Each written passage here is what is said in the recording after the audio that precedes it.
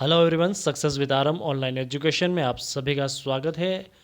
आज हमारा टॉपिक है लखनऊ समझौता और मोंटेक्यू घोषणा। इससे पहले हमने इतिहास के 5 लेक्चर कवर कर लिए हैं राष्ट्रीय आंदोलन की सीरीज़ में। अगर आपने ये नहीं देखे हैं तो ज़रूर देखें, ताकि इतिहास की एक कड़ी से दूसरी कड़ी किस तरह से जुड़ रही है उसमें आपको जानने में बहुत सहूलियत होगी। लखनऊ समझौता, यह समझौता 1916 में हुआ था लखनऊ शहर में। इस समझौते की दो सबसे बड़ी महत्वपूर्ण बातें यह थी कि इस समझौते में अतिवादियों का पुनः प्रवेश हुआ था कांग्रेस और मुस्लिम लीग के बीच हुआ था समझौता। देखिए, सूरत समझौता 1907 के तहत उग्रवादी और उदारवादी दोनों ही तबके बढ़ चुके थे। इन दोनों में थोड़ी सी मिसअंडरस्टैंडिंग हो गई थी और उस कारण ये दोनों ही दल एक दूसरे से विभाजित हुए और वापस से ये लोग लखनऊ समझौते के तहत एक होने की पूरी प्रक्रिया में जुड़े, जिसका श्रेय गोपाल कृष्ण गोखले और एनी बेसेंट को जाता है, जिन्होंने होम रूल लीग आंदोलन के माध्यम से साम्राज्य विरोधी जो दृष्टिकोण था वो दोनों ही दलों के सामने प्रस्तुत किया, जिसका फ़ायदा इस लखनऊ समझौते के अंतर्गत दोनों ही दलों को मिला। और साथ ही मुस्लिम लीग का भी जुड़ना बहुत बड़ी बात हो गई थी राष्ट्रीय आंदोलन में, क्योंकि यह एक बड़ा विज़न था और इस बड़े विज़न के तहत हमें अगर अंग्रेज़ों को खदेड़ना था तो इन सब दलों का आना बहुत ज़रूरी था, और जो हुआ भी। तो बात करते हैं आगे कि यह समझौता लखनऊ में हुआ था 1916 में। इसकी अध्यक्षता अंबिका चरण मजूमदार ने की थी 1916 में। इस अधिवेशन की सबसे बड़ी उपलब्धि यह थी कि इसमें राष्ट्रीय कांग्रेस में अतिवादियों का पुनः प्रवेश हुआ था। दोनों ही दल एक दूसरे के साथ क्यों आए उसके बारे में जानना बहुत ज़रूरी है कि दोनों ही दल इसलिए आए कि उनके जो पुराने विवाद थे वो अर्थहीन हो गए थे या फिर वो अप्रासंगिक हो गए थे, उनका कोई अर्थ नहीं रह गया था, तो उनको आना ही था। फिर उदारवादी और उग्रवादी दोनों का लक्ष्य एक ही था, भारत की स्वतंत्रता, स्वाधीनता, स्वराज। तो उसी पर ये काम कर रहे थे और राजनीतिक प्रक्रिया जो अवरुद्ध हो गई थी उसे वापस से सुचारू रूप से चलाने के लिए वापस आए। एनी बेसेंट और बाल गंगाधर तिलक, इनका भी बहुत बड़ा रोल है इस मूवमेंट को इस कड़ी तक लाने में। दो बड़े नेता की मौत हुई थी, गोपाल कृष्ण गोखले और फिरोज शाह मेहता, जो कि उदारवादी दल से संबंधित थे। और कहीं ना कहीं ये दो दलों में बंटने की जो एक परंपरागत इनकी जो विचारधारा थी उसको तोड़कर अगर इनकी मृत्यु नहीं होती तो ये दल वापस नहीं आ पाते। लेकिन इन दोनों की बड़े नेताओं की मृत्यु के बाद दोनों ही दलों के नेता, चाहे उदारवादी हो या उग्रवादी, वो साथ में आए। तो ये एक बहुत बड़ा कारण था इनके साथ में आने का। अब बात करते हैं कांग्रेस और मुस्लिम लीग के बीच क्या क्या समझौते हुए, उसको जानना बहुत ज़रूरी है। दोनों ही दल एक दूसरे के करीब आ गए थे। पहली बात तो दोनों ही दलों ने मिलकर सरकार के विरुद्ध स्टैंड लिया। दोनों ने सरकार के विरुद्ध जितने भी मांगे थी वो रखने का फैसला किया और दोनों ने साम्राज्य विरोधी रुख अपनाया था। ये दोनों दल समझौते पर क्यों राजी हो गए, ऐसा क्या कारण बने, ऐसी क्या परिस्थितियां हुई कि दोनों दलों को समझौते पर राजी होना पड़ा? क्योंकि दोनों ही दल अलग चल रहे थे। पहले दोनों का मानना था कि मुसलमानों के हितों को कुठाराघात हो रहा है हिंदुओं से, और हिंदुओं को लगता था कि ये लोग अपने अलग हितों की बात कर रहे हैं। लेकिन दोनों दल एक साथ क्यों आए उसके भी कुछ कारण हैं, जैसे कि बाल्कन युद्ध में ब्रिटेन ने साथ नहीं दिया था टर्की का, और तुर्की का साथ न देने के कारण मुसलमान इससे रुष्ट हो गए थे, क्योंकि तुर्की एक मुस्लिम कंट्री है जहाँ का शासक खलीफा है, और खलीफा को सपोर्ट न करने के कारण मुसलमान रुष्ट हुए। और बाल्कन युद्ध 1912-13 में हुआ था। बाल्कन युद्ध याद रखें, बाल्कन प्रायद्वीप का। इसके बारे में और जानना हो तो आप मुझे कमेंट करें, इसके बारे में और जानकारी आपको दूंगा। दूसरी बात यह थी कि इन दोनों को साथ में आने के कुछ और कारण थे, जैसे बंगाल विभाजन रद्द हो जाना, क्योंकि बंगाल विभाजन 1905 में हुआ था और वो वापस रद्द हो गया। तो कहीं ना कहीं ये मानते थे कि ब्रिटेन ने हमारे साथ षड्यंत्र किया है, हमारे साथ धोखा किया है। 1911 के दिल्ली दरबार में यह विभाजन रद्द कर दिया। तो ये सब कहीं ना कहीं ये भी कारण थे मुस्लिम रुष्ट हुए इससे। अलीगढ़ यूनिवर्सिटी में जो गवर्नमेंट का फंड था वो ब्रिटेन ने देने से मना कर दिया, ब्रिटिश गवर्नमेंट ने। तो इससे भी मुसलमानों में थोड़ा सा रुष्ट थे और वे इससे नाखुश थे, और अलीगढ़ यूनिवर्सिटी की स्थापना जरूर ब्रिटेन की सहायता से हुई थी, लेकिन बाद में फंड देने की बात आई तो तब उन्होंने साफ मना कर दिया था।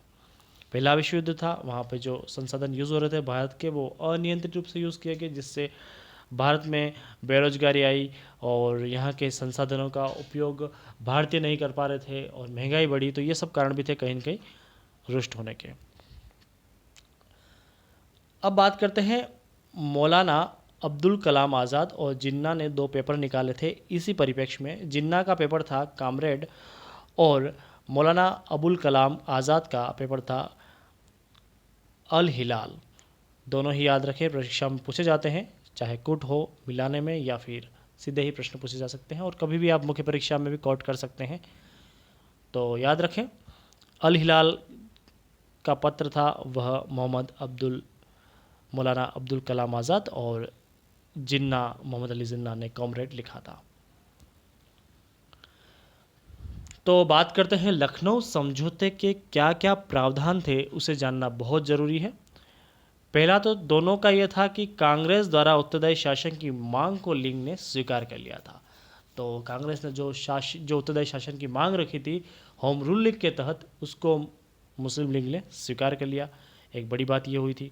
दूसरी बड़ी बात यह थी कि कांग्रेस ने मुस्लिम लीग की जो पृथक निर्वाचन व्यवस्था थी उसकी मांग को स्वीकार कर लिया, जो कि 1909 के मार्ले मिंटो सुधार अधिनियम के तहत जो बात रखी गई थी उसको स्वीकार किया मुस्लिम लीग ने। दोनों में पहले दोनों तबके इससे रुष्ट थे, चाहे बात करें उदारवादी या उग्रवादी, ये चीज़ से वे कर्जन की नीतियों से भी वो दुखी थे, लेकिन अभी यहाँ पे इन दोनों को मानना पड़ा इसके बारे में।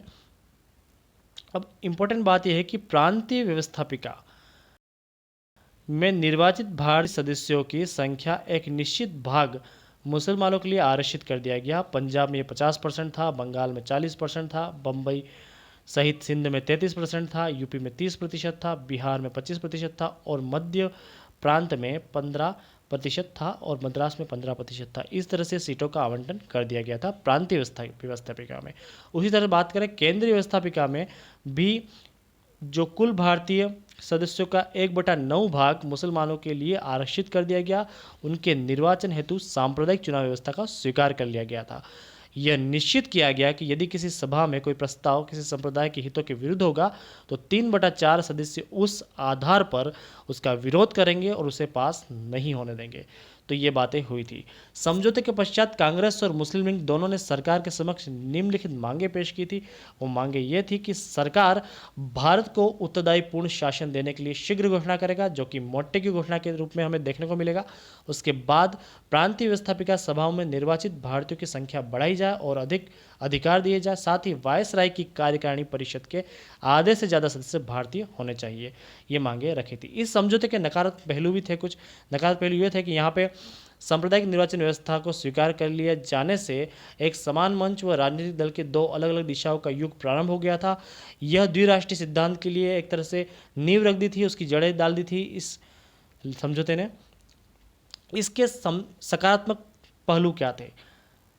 सकारात्मक पहलू यह था कि सांप्रदायिक निर्वाचन पद्धति के विवाद जो हुआ था उसके प्रावधान को छोड़ दिया जाए तो ये व्यवस्था बहुत अच्छी थी और अल्पसंख्यकों के मन में बहुसंख्यक हिंदुओं का जो भय था वो दूर हो गया। साथ ही अगस्त घोषणा हुआ, जो मोंटे की घोषणा कहते हैं, वो भी सार्वजनिक की गई, जिससे कि एक नई किरण रूप में इस पूरे समझौते को देखा गया था। तो आपको कैसा लगा ये लेक्चर ज़रूर बताएं। इस तरह से हमने पूरा कवर कर लिया ये लखनऊ समझौता। अभी हम मोंटेग्यू को ख़त्म करेंगे, उसके बाद फिर हम आपसे अलविदा लेंगे। उसके बाद कल वापस से एक नया लेक्चर आपके सामने प्रस्तुत होगा। मोंटेग्यू कौन थे? मोंटेग्यू एक भारत सचिव थे और इन्होंने ही एक तरह से बहुत लिबरल माने जाते हैं, एक बेहतर प्रशासक माने जाते हैं। इन्होंने घोषणा की कि भारत में उत्तरदायी शासन की स्थापना की जाएगी और यह साम्राज्य की तरह काम करेगा। मतलब ये उत्तरदायी शासन साम्राज्य के अंग की तरह काम करेगा और बिल्कुल स्वाधीनता की बात तो नहीं कही, लेकिन उत्तरदायी शासन की बात कही। स्वराज की जो कॉन्सेप्ट था उस पर थोड़ा सा धुंधला सा हमें यहाँ देखने को मिलता है, लेकिन एक बात क्लियर हो गई थी कि साम्राज्य के अंग के रूप में काम करना है। उनकी कोई इच्छा नहीं थी कि भारत बिल्कुल स्वतंत्र देश बने तो वहाँ उन्होंने ये सीधा सा कह दिया था कि भारत को ब्रिटेन का अंग बनना होगा, और इस घोषणा के तहत उन्होंने ये बात स्वीकार की थी। मॉन्टेग्यू घोषणा का महत्व क्या था? होम रूलिंग का सपना पूरा हुआ, विद्रोह विप्लव समाप्त हुए और मालने मिंटो तक के दोष खत्म हो गए थे इस समझौते के तहत।